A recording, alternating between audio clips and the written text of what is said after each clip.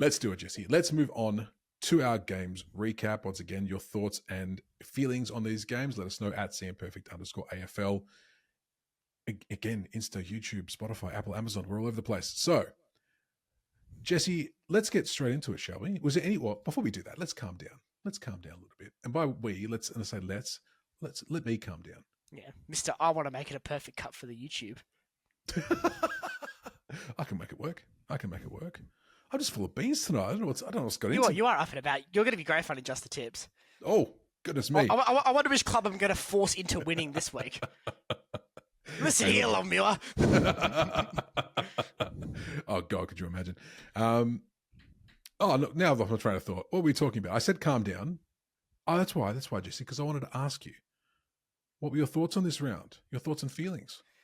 I think there'll be a lot of disappointed fan bases out there.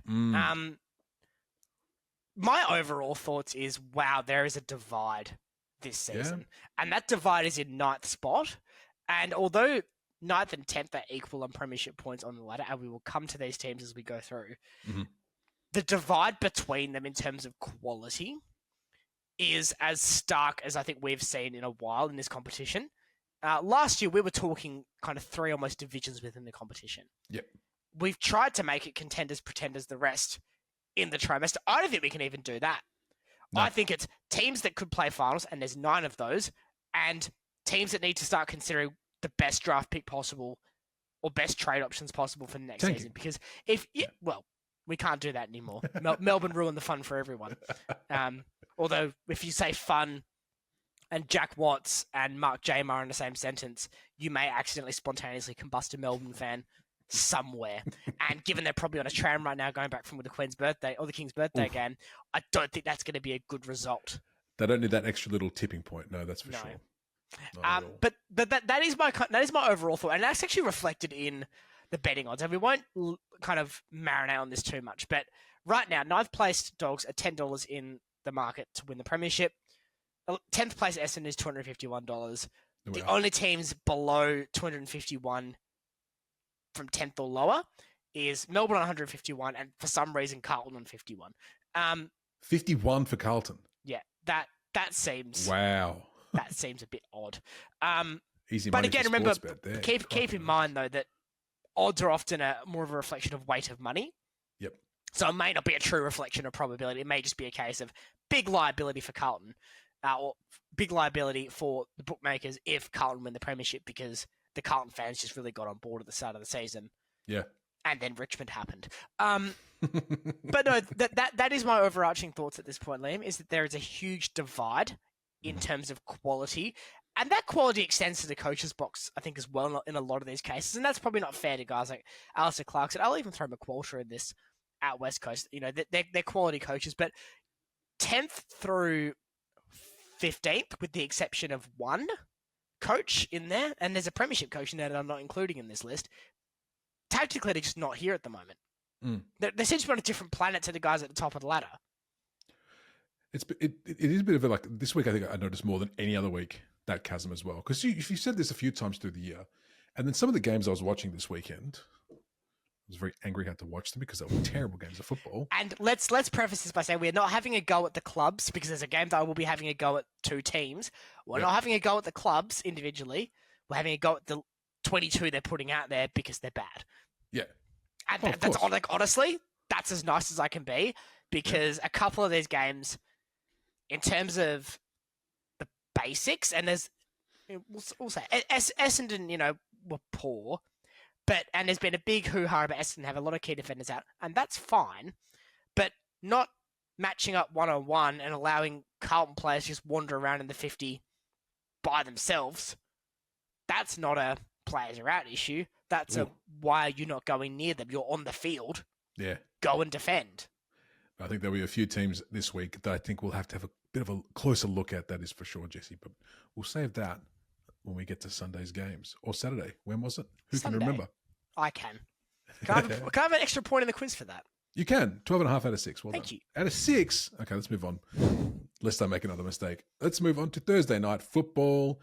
Round 13 is done. It's in the books. The Bulldogs, 8-11-59.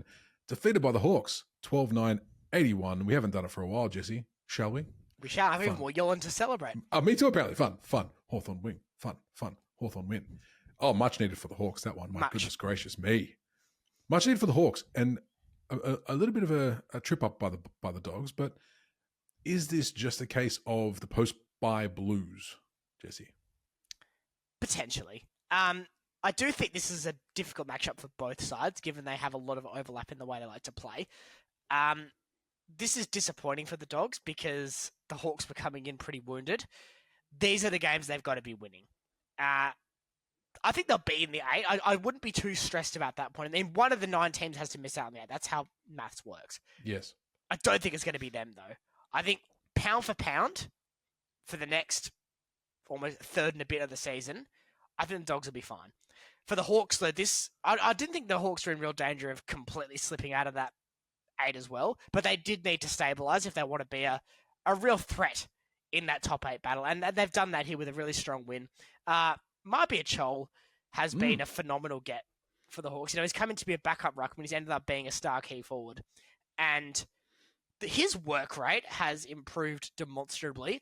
And I think you can look at guys like Marbia Chol, Lloyd Meek. I mean, if you look at the 3 best you've nominated there, Newcomb's a mid-season draft. Chol is on his 3rd club. Meek couldn't get a game at Fremantle. So Hawthorn haven't gone to the draft, used the academy, used father-son to build this incredible team. They've done it in a savvy fashion. Even players that aren't in this list, like Ginnivan, Josh Battle, they've gone and gotten in for ages. Tom Barras, they've gone and traded for.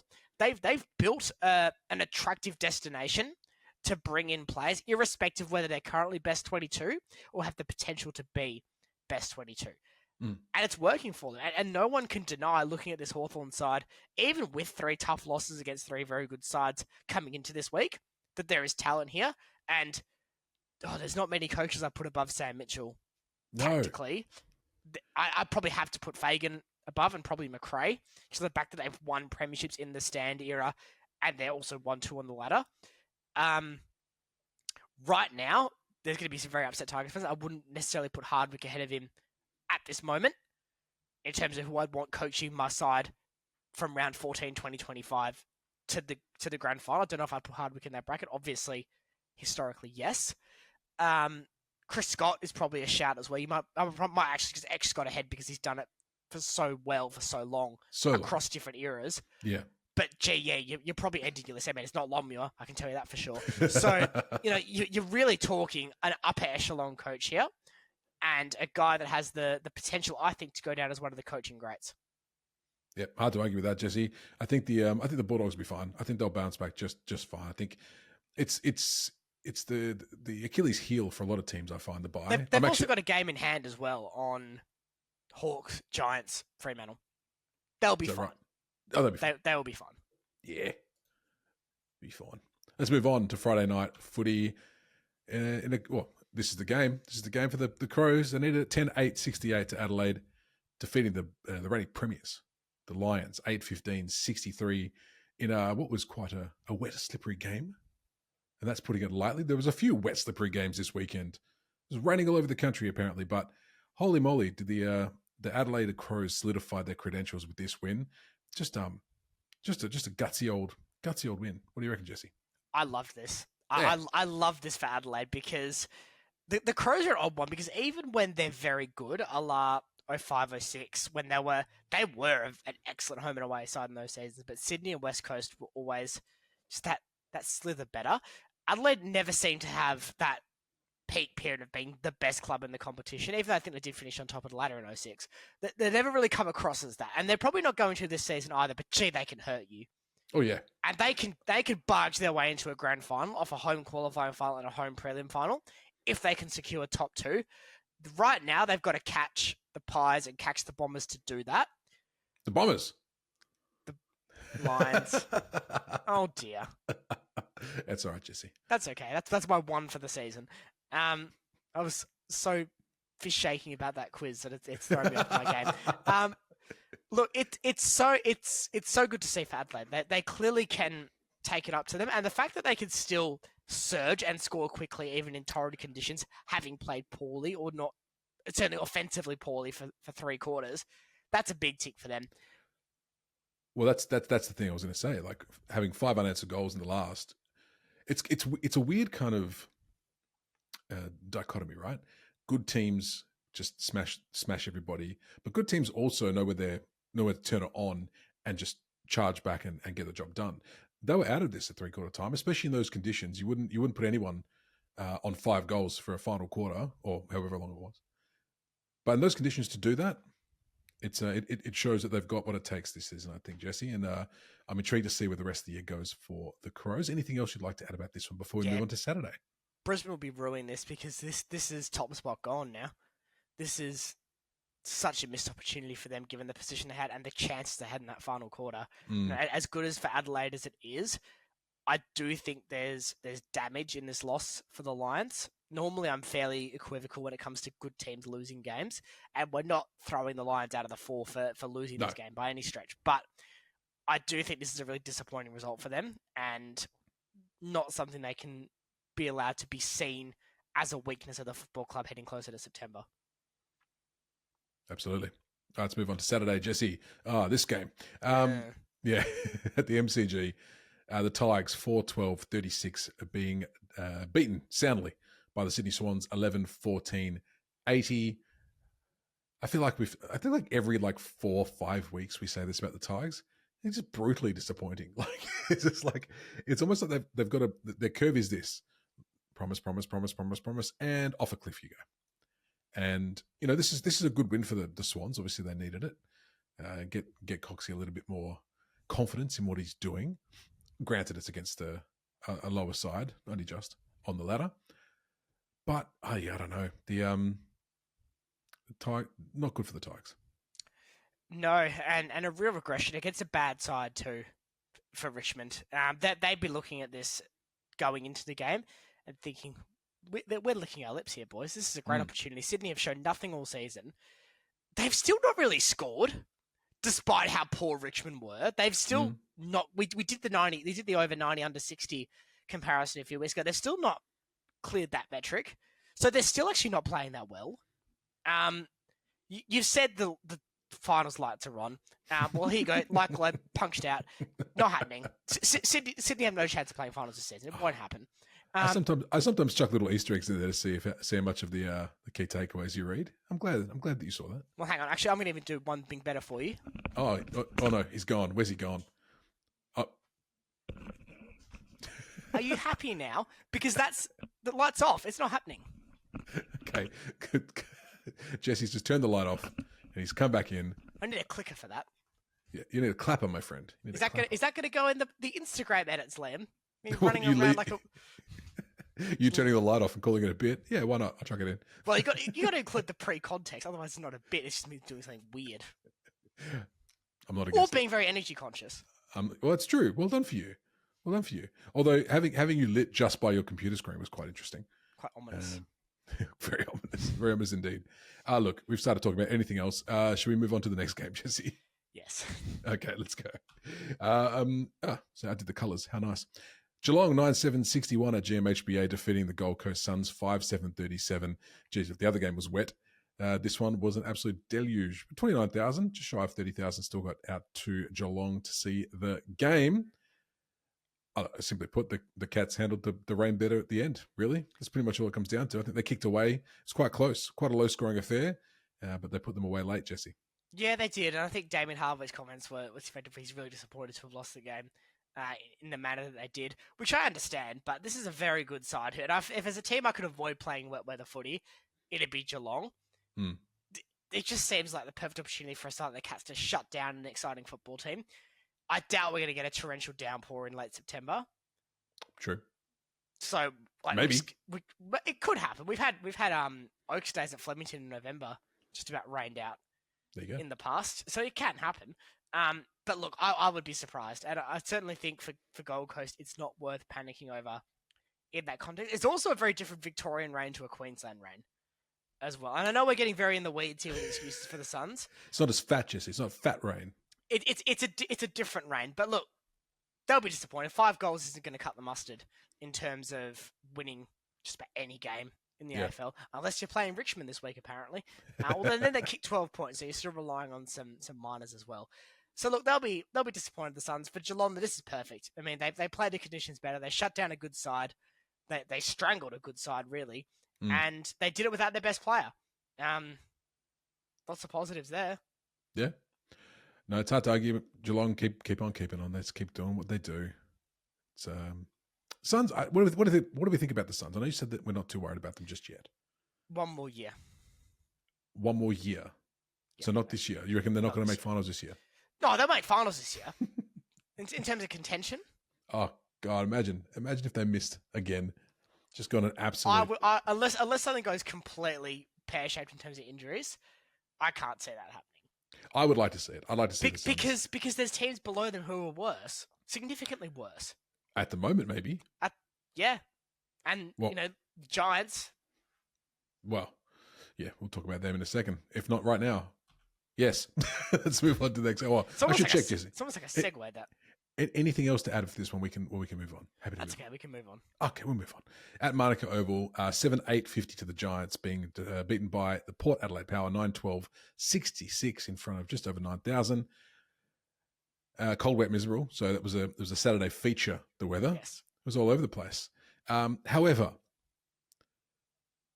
I watched this game. It was one of the few that I got to watch through this weekend from start to finish. This was a horrible game of football. Sometimes when it's a wet game, you're like, okay, this is quite like see the other two basically. This was just neither of these teams knew how to play those conditions at all. It seemed that, or they just completely forgot how to play football or they're just potentially not very good. Just in general, potentially, but like, I mean, that's established with Port, even though they won. Sure, but like the Giants, though, this is where the frustration I think comes in for a lot of people who keep an eye on the Giants and want Greater Western Sydney to see, because they're just not consistent. No. And this is a club that's meant to be being talked about as potential minor premiers. They're not a scoring threat a lot of the time, despite having the best key forward in the league, or at least one of the best key forwards. But they have been, though. But they have been quite dangerous up forward. They started the year up quite dangerous up forward, did they not? They did, but they've cleared 100 points twice in the last 5 games, which isn't bad, but they've had a 61 and a 50 in there as well. So they are very susceptible to the tap being turned off. Sure. This is a worry for the Giants, and it's as simple as that, because at least one of the sides below them is better than them, and that's the Dogs. And then you're really talking a coin flip for the last spot between them and Fremantle. You don't even have to ask a Fremantle fan last year to see how quickly things can slip away from your grasp. That's not a position you want to be in.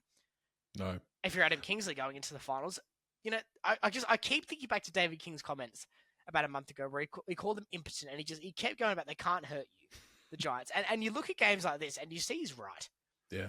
They can't hurt you with any level of consistency at the moment. Yeah.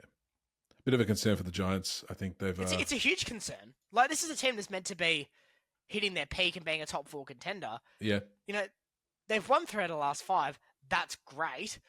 In there, though, they've beaten a very average Carlton side, and Richmond by less than a goal, been beaten by Fremantle, who they need to be beating in the context of a top 8 position. Yep. And beaten by Port, who have been incomprehensibly poor for most of the season. They're a very good team. We know that Port list is very good, but they've not shown it. No. Well, I mean, on the form table later on, this win saved them from having five losses in a row. That's a bad loss for the Giants. That is as simple as I can make it. It is a bad loss for them. Yep. Hard to argue, Jesse. Hard to argue. Let's move on to Sunday. Oh, my goodness gracious me. At Hands Oval in Bunbury, Eagles 6-16-52, 9-8-62 to the North Melbourne Kangaroos. Yes, I've just realised I've got those in the wrong spots because it was a North home game. But that's okay. Yep. It's all good. Sure. Listen, this is one that Eagles probably should have got up and won. They had all the makings of doing that in the first two quarters, basically, maybe even going to the third. But when you kick 13 behinds before you hit your first goal, North got away early, kicked a couple, and then Eagles, just all Eagles. It was all Eagles for a big stretch of time, and they could not score. they would be. This is probably one for the confidence, right in the guts, Jesse, because they were building some nice footy in the last couple of weeks, and then it's going to be a bit of a gut punch. What are your thoughts on this one? This is demoralising as it gets. Yeah. For where West Coast are, where you're clinging on to these 4 or 5 games a year that you can win, to see such a poor start in front of goal. And look, Bunbury does seem like a very tricky ground, especially kicking towards the city, and that does not seem like a fun place to be going for goals based on everything that we saw. Yeah. So, but putting that to one side, some of the decisions by these leaders, like, and we talk about Tim Kelly just about every week on this podcast, but seriously, like, this is a guy that at Geelong was arguably the best mid in the comp for periods of the seasons that he was there. He was a freak in terms of his production and his output. He can't get his hands on the ball 20 times when he should be the number one mid in the team. Yeah. This is based off Oscar Allen. He played okay, but is he really there mentally? I'm still not sure you can confidently assert that. He looked like he was having a bit of a renaissance last week. And then this week, he kind of just reverted back to Allen of old from this season. Hewitt's really starting to go through his work. I think Edwards battled manfully. One thing I will say is, though, and I don't want to keep going back to this but I feel the need to this week. You need to. I think so. I don't like the behaviour of Harley Reid in the last minutes of that game. It's just everything of a petulant child who has had his toy taken away and he's not happy. Yeah. Simply put, it's a bad look. And if I'm Harry Sheasel, and let's be honest, Sheasel in terms of production is a long way clear of where Harley Reid is right now. That may not be reflective in 5 years' time, but in terms of right now, that's where we are. For him to just be going at Sheasel constantly, I mean, Harley, you had your chance to lift your side over the line here. This is a close game. This is what you're meant to be in the team to live. And again, I understand he is in his second season, but you look at a player, you bring in a player like this, and you bring in a player that has that the self-assurance and the attitude that Harley Reid has, and you're not lifting your team over the line, then you go and be quiet and you stay out of it and you don't instigate that. It's just very, very petulant. And, I think at some point, McQualter's going to have to make a decision. If this doesn't change, McQualter's got a very tough decision on his hands here because the rumours now are that he's pretty comfortable staying, and that's a good thing for West Coast. Make no mistake about that. It's a good thing for West Coast. 100%. But apparently a key driver for that was him getting back into the midfield. Right. So I'm already starting to have concerns then. I think West Coast fans should have this concern too. How much influence is he trying to wield? And how, or more so, how much is he being allowed to get away with? Yeah. I could see like a Luke Jackson of Freo wielding that power because he's kind of earned it. I still maintain, mate, he hasn't earned it yet. He's still got a ways to go. And I feel like there's that, people want him back in Melbourne, sure, and he's already got this superstar status around his name, whatever. But yeah, probably a bit too early to be using that. Let's talk about North Melbourne though. Yes. We're doing it's Cherry, fantastic. He was up. I mean, I know versing Matt Flynn is great. Yeah, but you still have to do it. You still got to. Yeah, that is true. And Flynn had some good moments, but I mean, Tristan Cherry's an All-Australian caliber ruckman.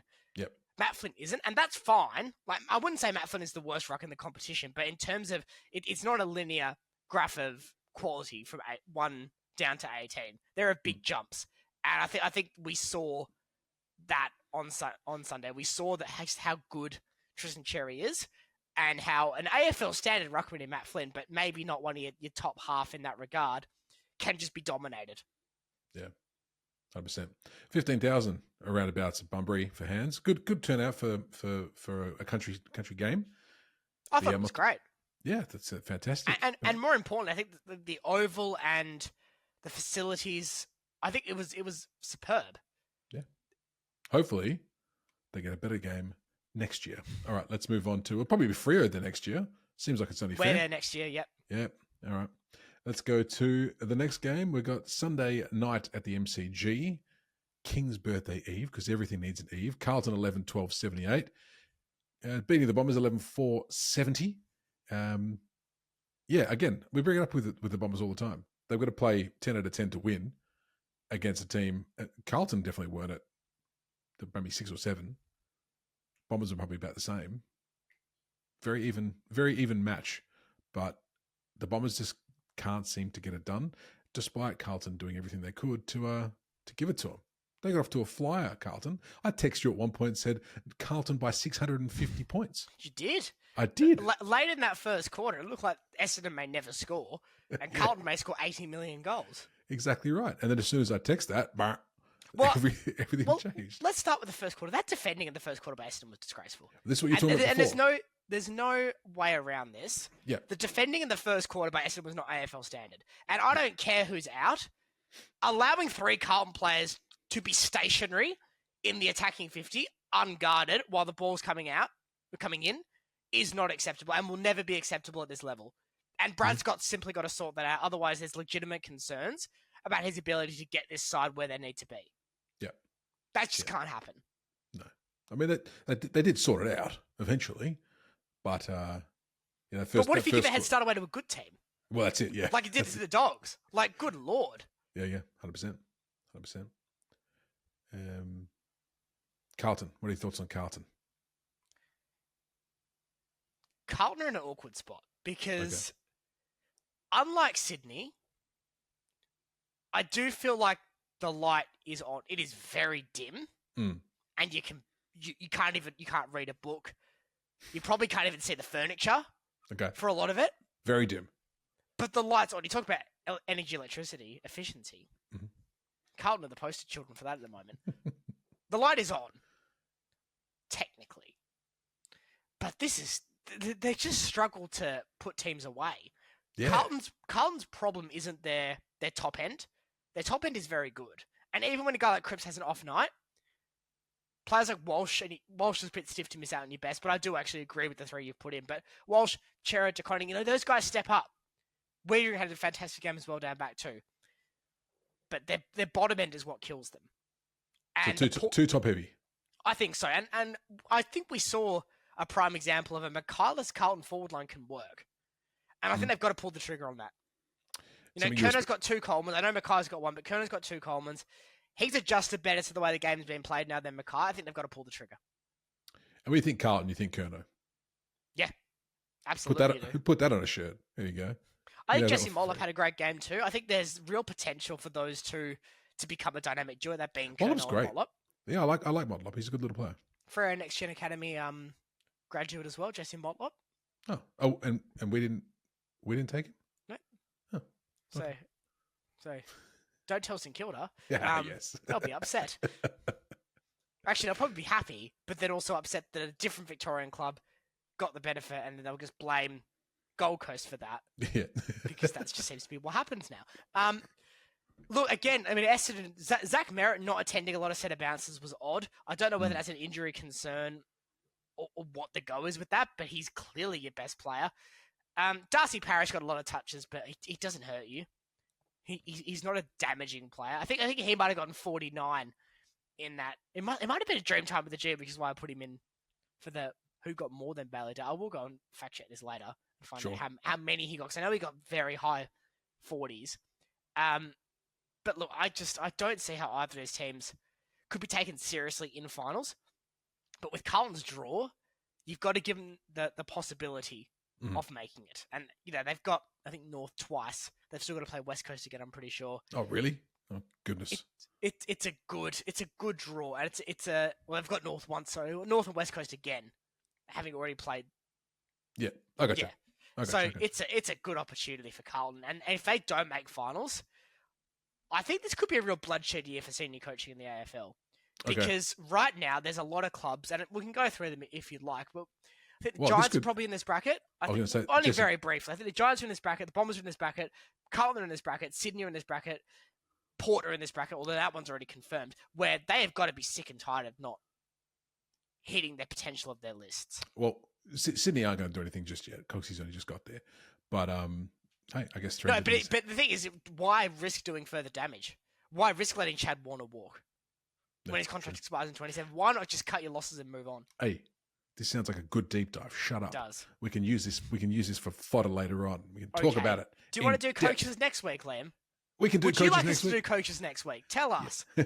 Yeah, let us know. Don't shout because we won't hear you, but put it in the comments of YouTube or in Spotify if you'd like to hear us talk about the coaches, or send us a direct message on Instagram at @CMPerfect_AFL.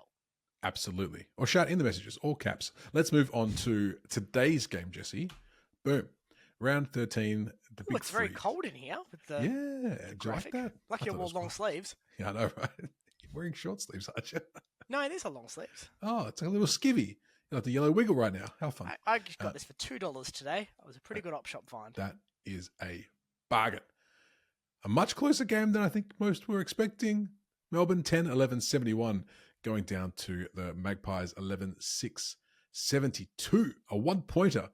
A bit more of a fun game to end off the round. Out what was pretty dire set of games across the weekend. But for a good cause.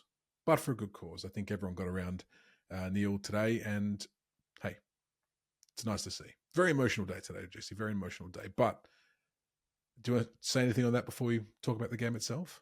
Yeah, it was great seeing all the blue beanies. Yes. Irrespective of club colours, just seeing a sea of blue.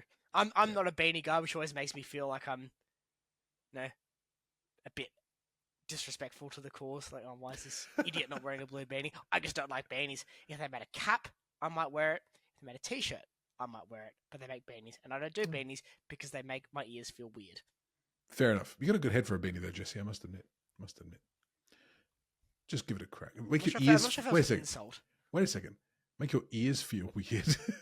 Yeah, I don't like them. You're wearing cans right now. Well, I have to. Oh, fair enough. All right. Enough of this. Let's talk about this game. Now, it was today. Now, we were obviously both working today. I wasn't today. You weren't? I know. Great. I watched this game. Did you? Yes. Well, the floor is yours then, Jesse. Fantastic. Gee, this hurts for Melbourne. Yeah. On one hand, a fantastic performance by the Demons and a real sign of life within the football club after what was a very difficult start. They've just continued to build, even after a difficult loss in Alice last week, that could have really just destabilised them again. A lot of good senior leaders in the club have clearly galvanised and gotten things back on track. Bailey Fritsch had his best game all season by a long way. Cosy Pickett continues to dazzle. Oliver had moments where I thought he really looked like he was going to be the guy, but he just didn't take them. And you want to talk about not taking moments? You need to look at your best player on that list, Liam, in Matt Scorn, who was phenomenal for 3 quarters and 30-odd minutes. Yeah. But when that game was on the line, he made a terrible decision. Was it a terrible decision or did he just shank it? It's a terrible decision. Okay. Because you need to go fast, but you can't just run off your mark, realize, oh no, I've got no one really to kick to. I'm about to be smothered or tackled, and then just boot the ball as hard as you can across goal. Just try and torp it and see how... For a guy that has had as much experience as Matt Scorn has, that was unbelievably silly. We'll give him a pass. He's doing all right, Gorn. Stephen May didn't give him a pass. Oh, did he not? What happened? But you haven't seen this. So Stephen May got in his face and Gorn gave him a shove as the siren was going. Yeah. They're not very happy down at the Casey Field. So bit of tension there. Why? I mean, Stephen May's a bit of a hothead. We know that already. We know that. But that seems like a really disrespectful thing to be doing in a game. To your club captain too. To your club captain, not even arguably, your best player on the field, or maybe Petraka. Maybe we'll chuck the arguably back in there. I know emotions are high after a loss like that, but that's not on. I don't like that. I don't like that at all. I agree. Very disappointing. Josh Dacos was unbelievable. He's not in the best, but Ed Laney did a fantastic job on Nick Dacos throughout as well. Yep. Kept Melbourne very much in the fight. I don't think Darcy Moore had his best game on Harrison Petty either, who did look like he was going to be the guy for Melbourne at times there as well to really lift them over the lines. I think Darcy Moore, that's probably a worry for Collingwood because I wouldn't put Petty in my bracket of elite forwards. Mm-hmm. And I feel like Petty had him pretty well covered for most of the game. So that's something that Collingwood needs to be mindful of. But right now, when you've lost 2 games and you're 13 into the season, you're pretty happy with how things are shaking out. They're turning their form around a little bit, Melbourne. I think to challenge Collingwood this year is always a good thing to be doing. Obviously not winning is a big shame, especially given how close it was. But they seem to have turned around that form. And that's what I'm worried about that May situation. Because, that all those preseason things we're speaking about with the behind the scenes stuff, are they happy? Are they not? Is there anything going on? That just kind of makes me think that could be a bit of a, might work against them. Hopefully not, because they're showing some really good signs, showing some really good signs in their footy across the last month or so. So hopefully they can back it up next week and put this behind them. Keep doing what they're doing, because they've got a really winnable one next week. Anything else, Jesse? I think that pretty much covers us off, Liam.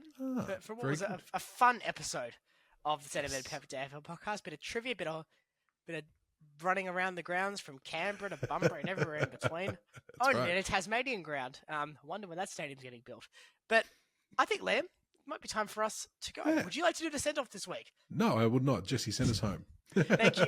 You just don't want to do the tell your friends bit. Thank you, everyone, for tuning in. You're so good at it. I know. But it's hard to do it 25 weeks a season because the season's so long. Thank you, everyone, for tuning in to the Centimetre Perfect AFL podcast.